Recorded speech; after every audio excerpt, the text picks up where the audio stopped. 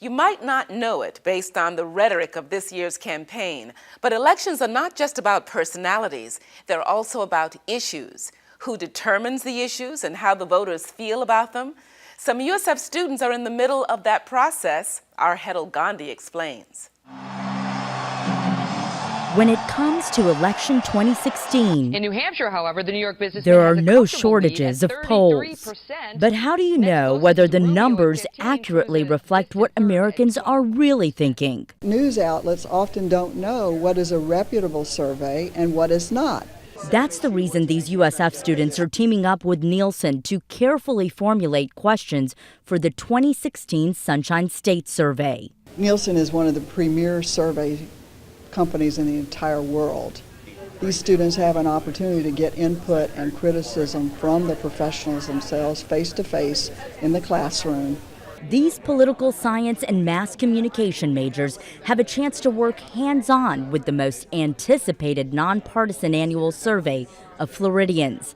The questions cover everything from the economy to education, even hot-button issues like gun control and crime. Kind of giving them context about the issue, I think, is a good thing. These students are incredibly connected to the issues. They have very deep knowledge, and so they ask very specific questions that need to be worded in a way that don't bias any answers. How strongly do they feel about a sanctuary law? Because this question almost kind of gets their opinion going out.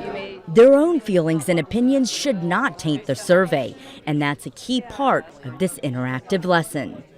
The question could be leading. If I ask you, what type of car do you drive? Well, we're assuming cars, not trucks, vans, or anything like that. So we have to be, again, that neutral, non-leading questions. That could be sort of a pitfall in the process. It's just one example of the cautionary lessons these students are learning as they craft these questions. I think definitely wording this is a problem because you want to make the questions detailed, but you also don't want to put too many words in and confuse your audience. I would definitely put some more explanation in there. USF professor Dr. Susan McManus says there is a growing number of fly-by-night companies creating inaccurate surveys. An example of a bad survey would be one that only surveyed 150 people and yet would break down those results into gender or race or age or income because it would not be statistically valid. So yes, you could come up with percents, but they would be meaningless.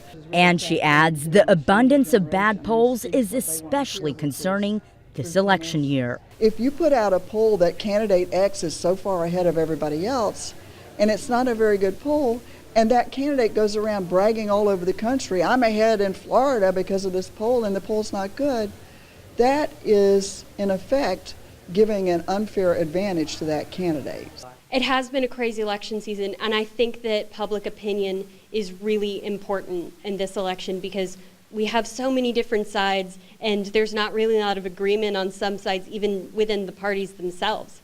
One thing the candidates can agree on is the importance of winning millennials. And it's these millennials who are helping shape the very conversation surrounding an election that's been dominated by polls. For University Beat, I'm Hetal Gandhi.